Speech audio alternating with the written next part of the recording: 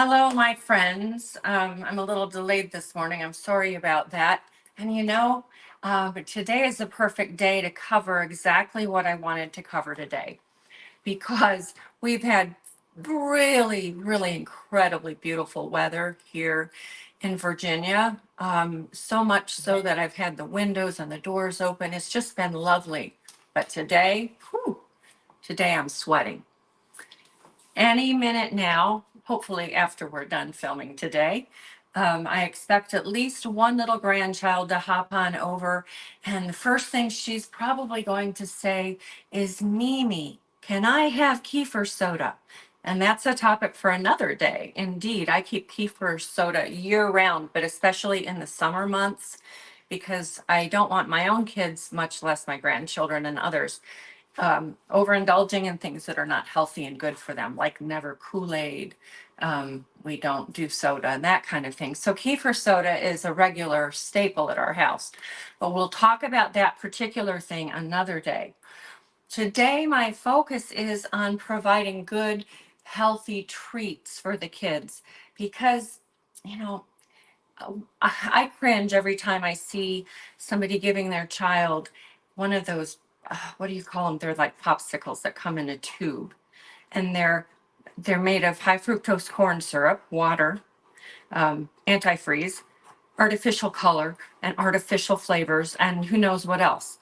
They're very, very harmful. They're very damaging to the brain. They're damaging to the gut. They're damaging to every part of the body. Then we can go to things like maybe ice cream sandwiches, which again are made with conventional dairy products, antifreeze in the ice cream, natural fake flavors and colors and hydrogenated fats and more corn syrup. So let's toss that out. What can kids have? And for that matter, how about us too? Because after all, we all want to treat in the summer sometimes also, don't we? Well, I have over the years come up with creative ideas for treats and snacks and good things that I actually don't feel bad about giving to my children or now my grandchildren. So I'm going to share some of these ideas with you. We'll share a couple of recipes, and there actually are a lot more things. So we'll talk about just these basic things, and then we'll talk about some ways we can change it up, make things more interesting, or also what else can we do? Well, one thing we can and should be doing is Relight, Redmond Relight. My husband walks out every day with nearly a half gallon of water now and a couple of packs of Relight in that water. And man, I want some right now. So you know what? I'm going to grab a glass because I am hot and sweaty. And when we're hot and sweaty, nothing quenches thirst or keeps you hydrated like Redmond Relight. So here we go. Oh man, that is so refreshing. Okay.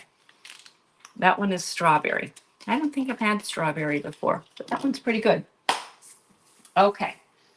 So now on to the treats, because Relight, that's not really a treat if you have it every day, and yet it kind of is.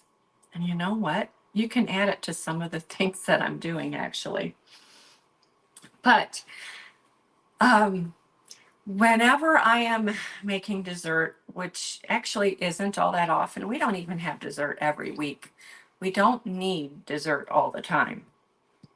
But when we do have dessert, I want it to be something that is at least not harmful to the body and hopefully actually has something good in it. So to that end, I'm going to start out today with Panacotta. And I want to talk about ingredients first. Panacotta literally means gelled cream. And it really is also my go-to dessert because it is so simple and easy. But I'm going to show you a couple of things you can do with it that you might not have even thought of before. And the first thing that you need for Panacotta is good quality cream. Now, when I can, I get pastured raw cream from a farmer friend. Right now, I don't have access to that, at least not this week. And so I'm using a good pastured local cream. This is actually half and half because you don't need the heavy cream necessarily. I also have heavy cream. We'll throw that in the ice cream. But if we start with cream, good quality, clean cream, that's our base. For those of us who cannot do dairy, I do dairy, I shouldn't even say us. If I ever have to go without dairy, I think I'm gonna die. Okay, no, I won't. But for those who cannot have dairy, and occasionally that includes myself, you can use full fat coconut. Please don't do the reduced fat. The fat is actually really good for you. I was just at Trader Joe's this morning, so I stocked up. This is so easy and very reasonably priced. So Trader Joe's it is. Today for the panna cotta, I am going to use coconut milk. Just to show you that you can do it with coconut milk. You can also make ice cream with coconut milk. The panna cotta is, again, super easy, and I'm just going to show you how easy it is. I'm going to start with 2 cups of coconut cream.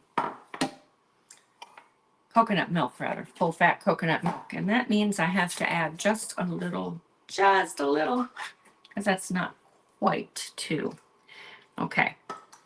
So I'm starting with 2 cups of coconut milk, but you can start with cream. I'm going to add about half of that to the pan. Not the whole thing. Most recipes are going to tell you to put it all in there and proceed as I'm about to. But in order to speed things up, I only use no more than half. Now the gel part comes in with gelatin.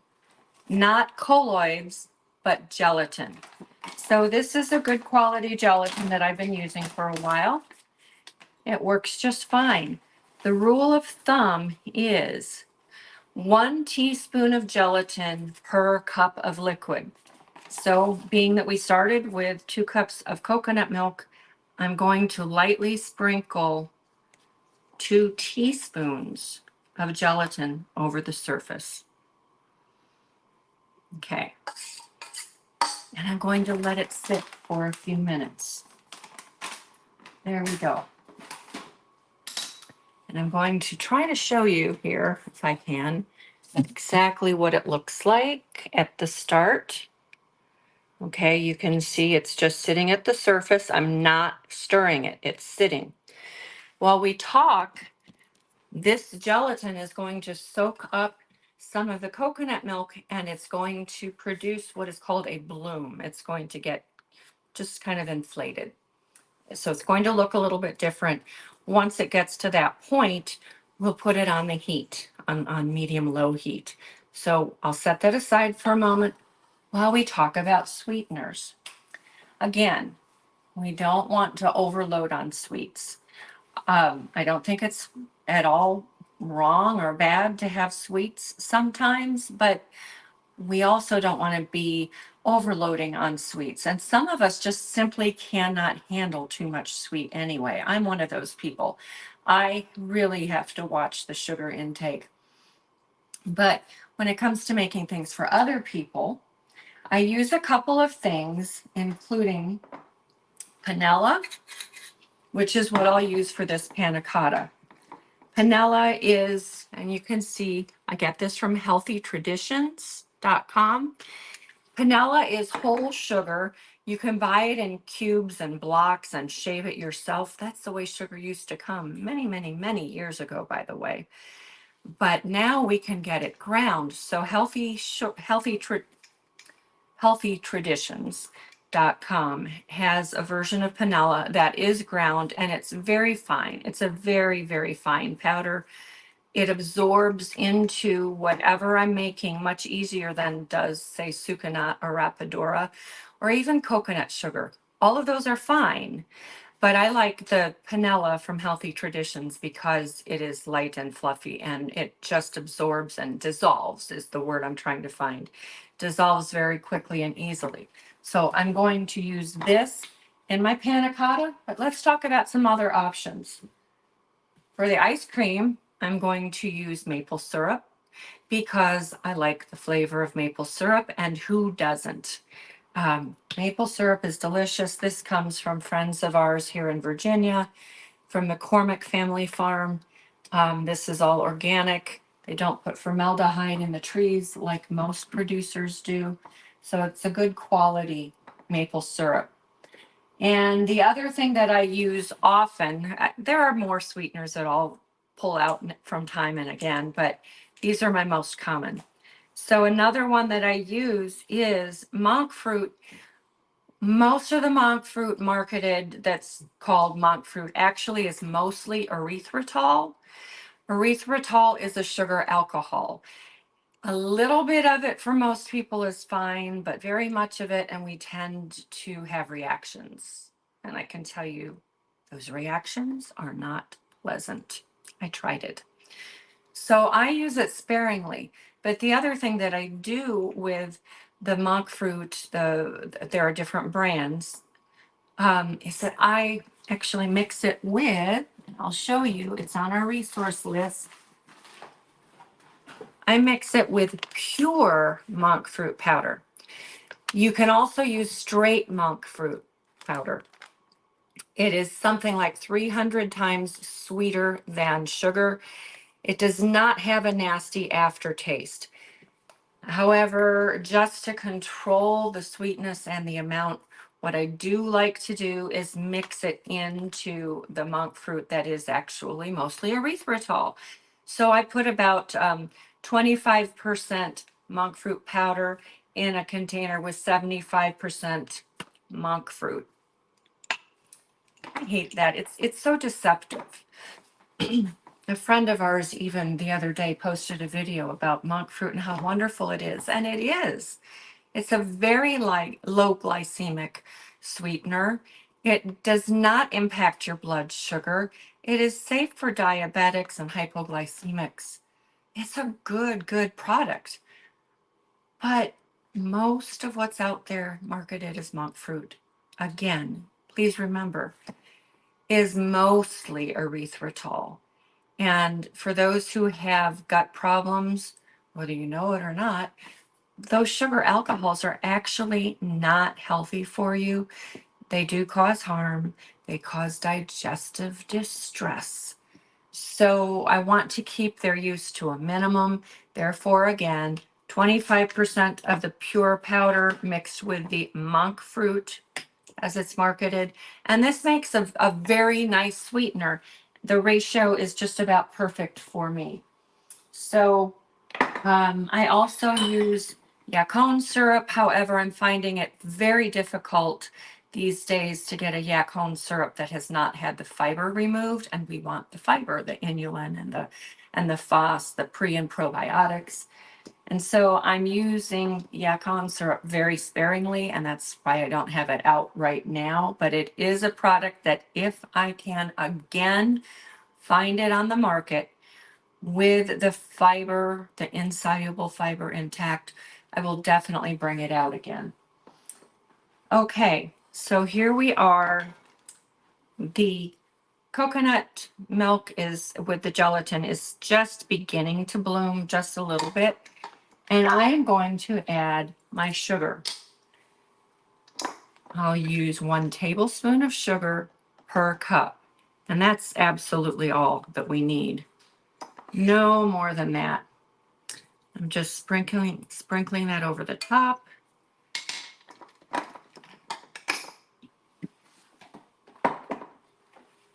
There we go. Of course, now I can't really show you the bloom, but trust me, it bloomed. I'll mix up a little bit more so that I can show you a close-up of what the bloom looks like. Let me put some right in here. I'll put it in one of these. Because I did forget to show you, and you know when it's ready. It takes about 5 minutes.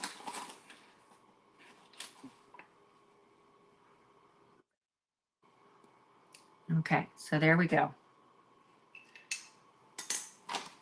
Again, there is the coconut milk with the gelatin at the surface. I'm going to put this on the stove on medium low. We just want to heat it low and slow until the sugar and the gelatin dissolves. And I'm going to make this kind of an Asian inspired panna cotta because it's made with coconut, so why not? So I have, oh, can you smell it? Oh, that's right, of course you can't, but I wish you could. This is just fresh lemongrass. I just picked it from my herbs, from my herb garden on my front deck. So I'm gonna take this over to the stove, turn it on medium low, and then we're gonna move on to other things.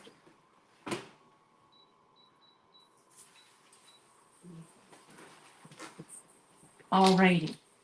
So when it comes to having lots of ideas for things you can do with this thing, the panna cotta typically is served in little dessert dishes.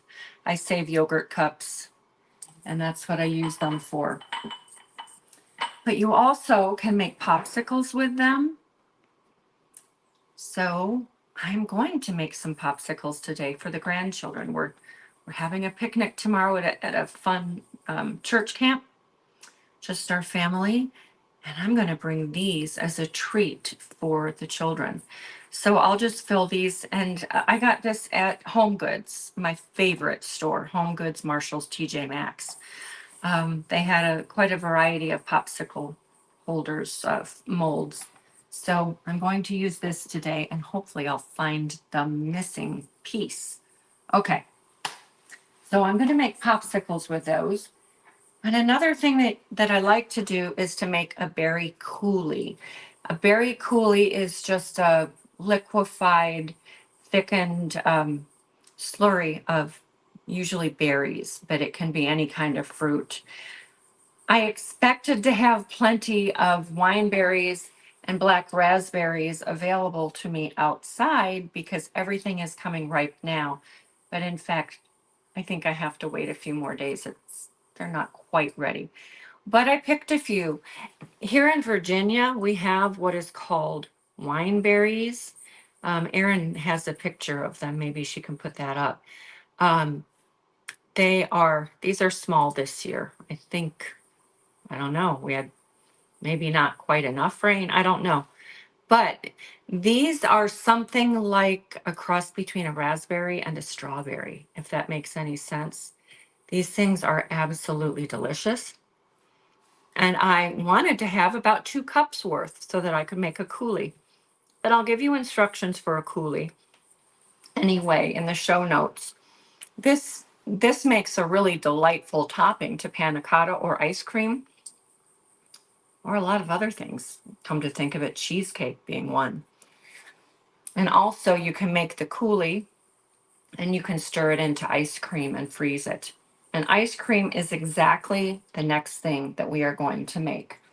So I'm going to set these aside for the moment because I'm going to top the panna cotta with them in just a little while. Okay, so we've talked sweeteners. We've talked about what we can actually use for the base, be it coconut milk, or in this case, I'm using half and half. I'm going to make ice cream now, though. And again, with ice cream, just like panna cotta, you can add anything that you want, and you can play with the sweeteners, and then you can make, again, popsicles. You can make individual little treats. You can do it any way you want it, but I like to make ice cream and have it available often so that when the kids come home, and they do come home sometimes late at night and they're rooting through the fridge and the freezer looking for something good to eat, there's usually something like some form of ice cream. So making ice cream is really easy, but I have a couple of tricks that I use to keep it creamy and smooth. One of those is cream cheese. So I have some Organic Valley, oh, I accidentally bought the low fat stuff. I did not mean to do that. Whoops. I always do full fat. It's much, much healthier, much more nutritious, and we need the fat. So we'll just have to use this time. I grabbed from the wrong spot when I was at Wegmans. So the first thing I'm going to do is measure out 4 cups of cream. 1, 2, 3, and I'm going to grab the heavy cream just because.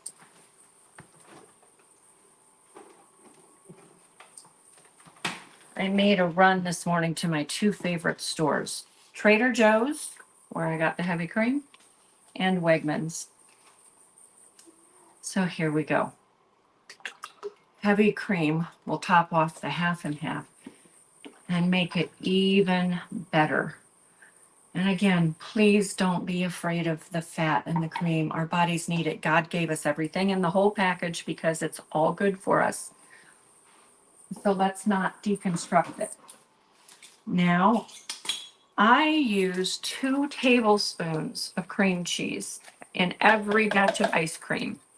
So I'm just measuring out roughly. It's not an exact science, it's fine. 2 tablespoons of cream cheese. There we go. Now, again, let's not be afraid of fat or anything else. I'm going to add 2 egg yolks from my lovely hens. They just gave me these this morning. So I will separate the yolk from the white. Look at how rich these yolks are, because my birdies they're out in their own little enclosure, which is not so little. They have a lot of good things to eat out there. I feed them well, including all of my table scraps and their own eggshells, which I crunch and put out there so that they continually can take in calcium for hard shells. But they get all of the food scraps and the garden scraps. And I plant small seeds, sometimes intentionally and sometimes not, sometimes unintentionally, like it's whatever is in their feed. My chickies recently harvested their own oats. They didn't enjoy the oats in their feed, but the oats sprouted, matured, and a few weeks ago they harvested their own oats. Soon they're going to be harvesting their own sunflower seeds because I toss out bird seed for them occasionally, and the sunflower seeds sprout. So now I have a jungle of sunflowers that the birds are enjoying. Okay, so I've got 2 egg yolks, 2 tablespoons of cream cheese, and I'm going to do another thing. I'm just going to add a little bit of gelatin.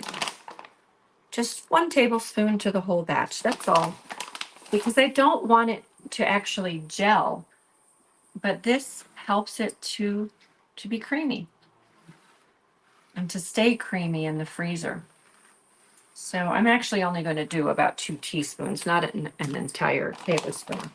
And that will be enough. That will bloom. Now, if I had a full cup of these berries, they would go in here. But again, I don't have a full cup. And one moment while I stir my coconut milk panacotta.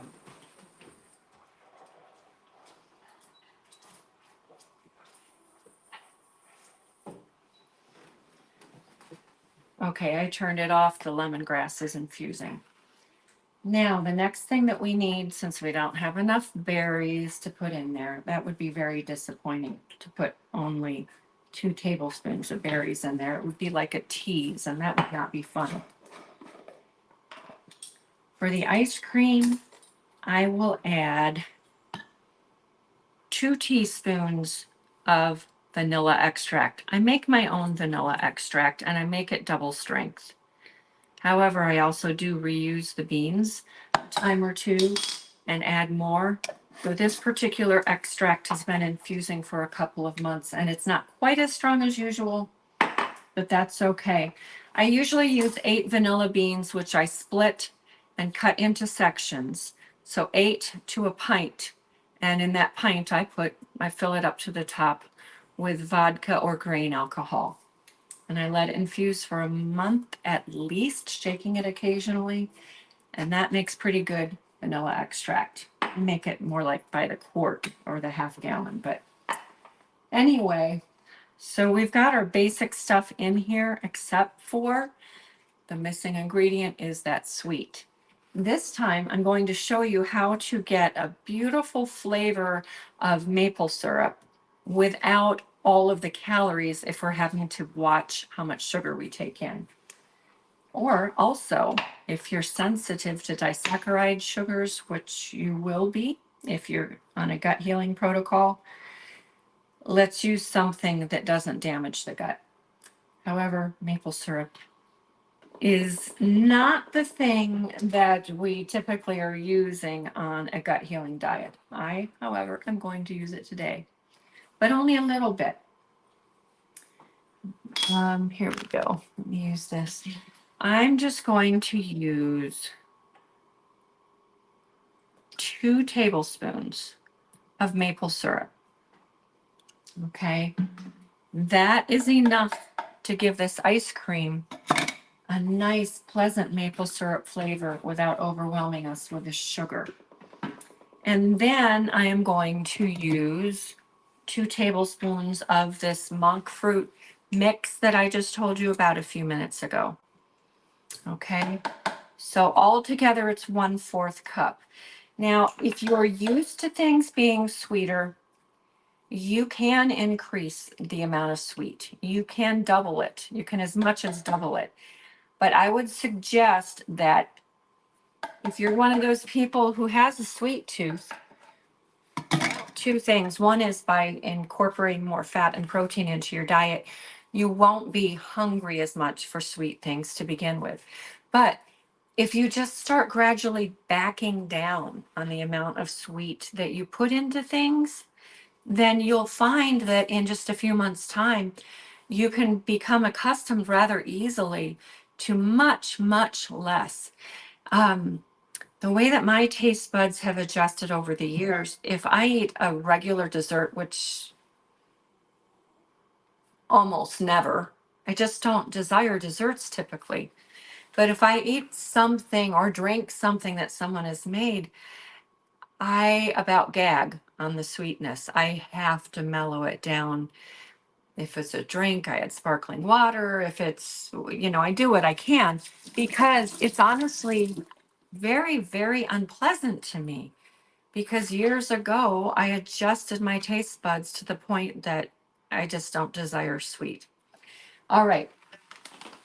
But here we go. I've got everything in the Vitamix container. You know what I don't have is my Vitamix lid, which might be helpful. Let me see if it's in the dishwasher. There it is. Yes, I do need to unload my dishwasher. Okay. So I'm going to just whiz this for about 20 seconds on medium high.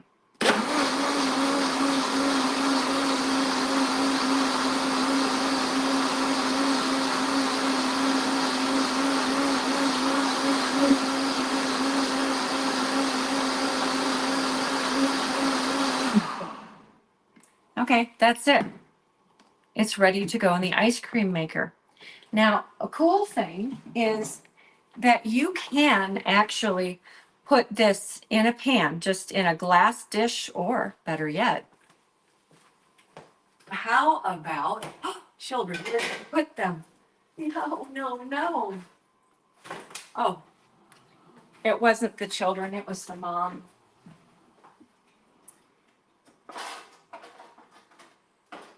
I have my Revessel containers here. Yay!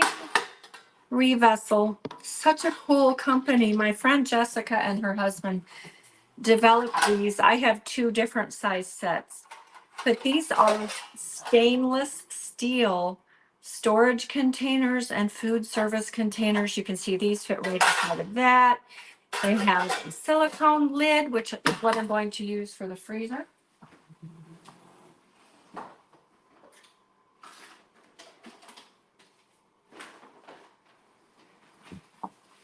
Here's another size. They also have a bamboo lid lined with silicone, and they come with a handy dandy little carrying contraption here that keeps it sealed. Now, I would be putting this top on that to do the sealing and storing. But for right now, I'm just going to use it like this. These, because they're steel, they actually work as a baking dish and also on a stovetop. They even work on my induction stovetop. So these containers are really cool. You can make casseroles, again, 2 different sizes, so you can make a larger one if you want. But one thing that you can do is just pour some into your vessel and seal it. Let me grab the seals.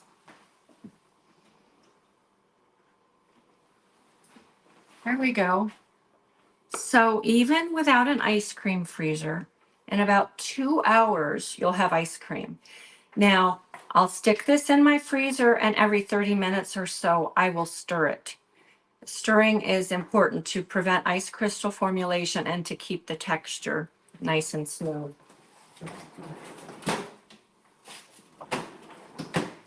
But the rest of it, I'm going to go ahead and put in my handy dandy ice cream machine, which I will show to you right now. I had wanted one of these for a long time and could not justify the cost.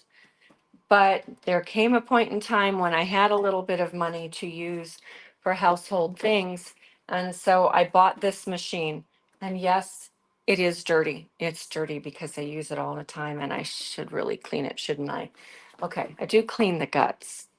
Anyway, I had the attachment to the KitchenAid. That's fine, but it takes up a lot of space in the freezer. And I'd had, of course, the fancy, expensive hand crank and electric old-fashioned models, and I like those a lot, actually. But this is my favorite contraption for making ice cream. It's a winter. It can do sorbet, frozen yogurt, anything like that. It is a little bit loud, but I'm going to turn it on, and I'm going to just speak over it. So here we go.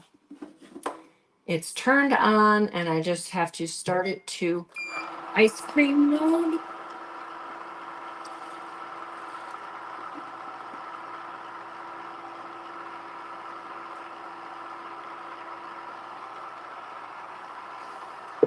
And there we go. In about 45 minutes, I'll have ice cream, maybe less because it's not completely full. So again, with that ice cream, you can make ice cream sandwiches. You can make popsicles. You can make parfaits. You can flavor it however you want to flavor it. You can do lots of really neat things, but you don't need store-bought ice cream. Other than talking, set the talking aside, that whole process took me about maybe 2 minutes. I don't know. And again, you don't need to have the fancy ice cream machine. It is nice if you do, but you don't have to. That I put in the freezer is going to be just fine. It'll taste delicious and it will have a nice texture. So that said, I can shave chocolate into that. I could add some mint extract and then shave chocolate so that we would have mint chocolate chip ice cream. I can, of course, again, swirl some berries or some berry coulis into it. What would you do? Let me know in the notes. Lots of ideas. Sometimes it's mango. And hey, that's another thing that I do is I will mix mango kefir soda, which I make all the time, I'll mix that with some coconut milk, full fat again, and pop that into my little popsicle molds. Or just mango juice stirred with heavy cream. You don't need to add sugar because the mango juice is very sweet. So you see, there's a lot you can do. The kids will think you are just the greatest mom or grandma if you try these things out, or auntie, or even sister. How about that? Very easy. Now I'm going to get the panacotta, the coconut panacotta mixture. And here we are. The coconut panacotta mixture has simmered. You can see that actually it's important to look closely that there are no little tiny pearls of gelatin remaining. You want all of the gelatin to be dissolved and the sugar. And of course, I will remove the lemongrass, but it has imparted a very nice flavor and aroma. So all I'm going to do now is pour this minus the lemongrass into the remaining coconut milk.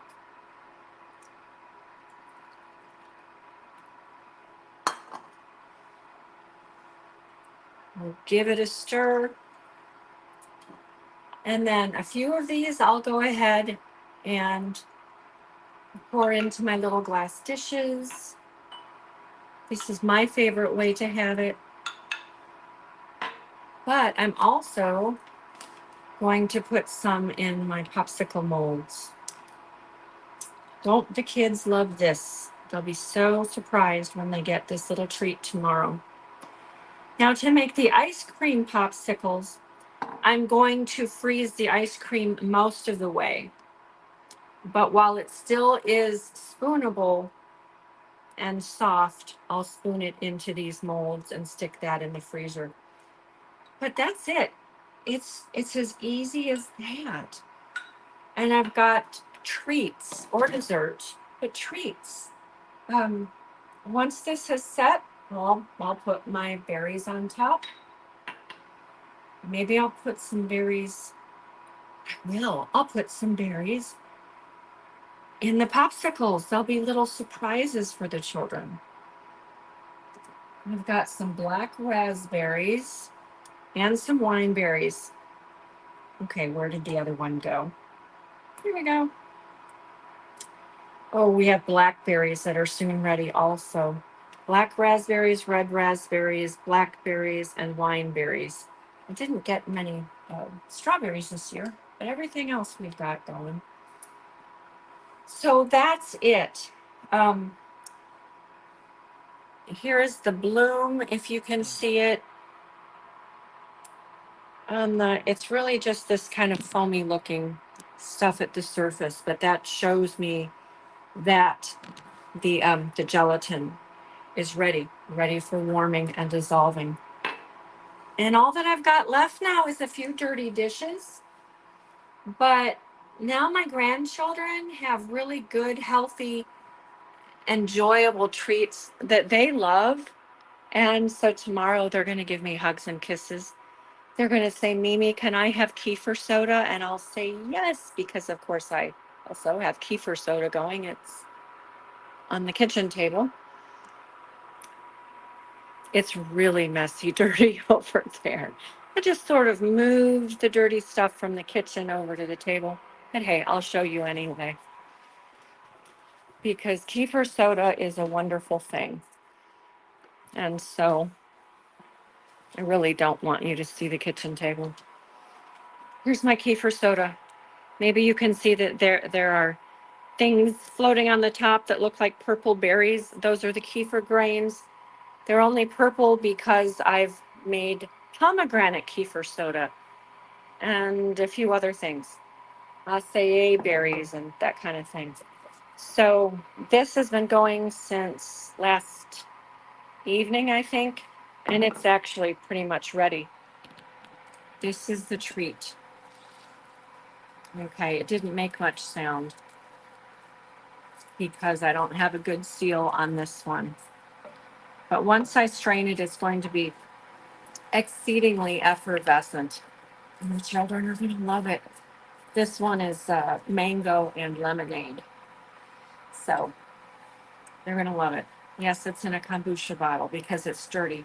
And I'm just quickly going to show you one other thing that I started yesterday morning. That is this.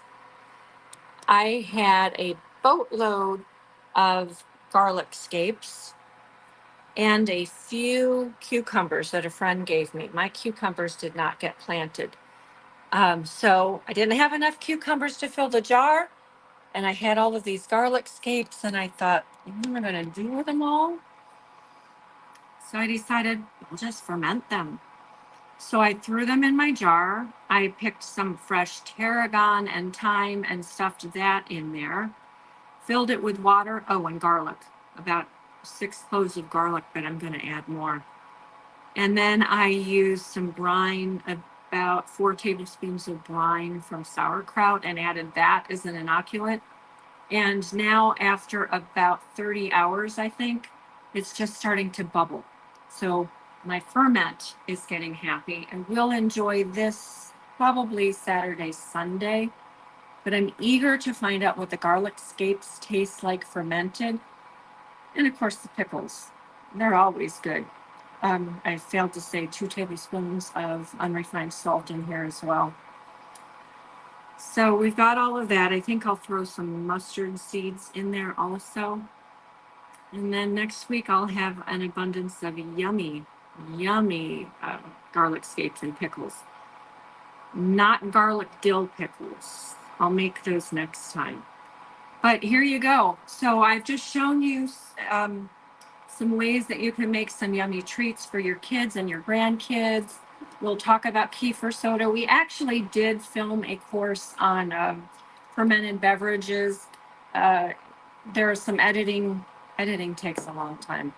Aaron's having a little bit of issue with that. But we do have a course that we'll let you know as soon as we can get it out. And maybe we'll just redo it. But I filmed ginger beer, kefir soda, and kombucha, because I make all 3 of those things, and they're all delicious and good. Between all of this, I do hope that I've given you some inspiration, some ideas for fun and delicious foods that you can make for those young and old around you. So let's experiment. Let me know what you're doing, and if you have any questions, of course I will answer them, but I'd like to know what you're experimenting with or what you're finding success with. So please let us know in the notes. In the coming weeks, we do have some interesting interviews coming up. And actually, we've got quite a few people coming up with some alternative medical themed topics that we're going to delve into. Next week, I will interview Rachel Hester of Whoopsie Daisy Farm.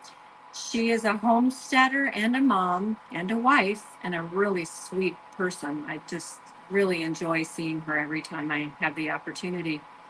And she has written a book about the homestead sheep dairy. Isn't that intriguing?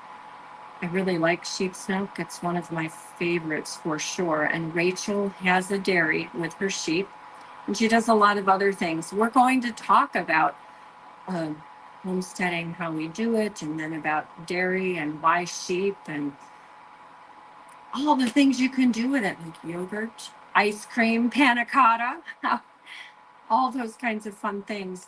So I think you'll enjoy that conversation. Rachel is absolutely delightful.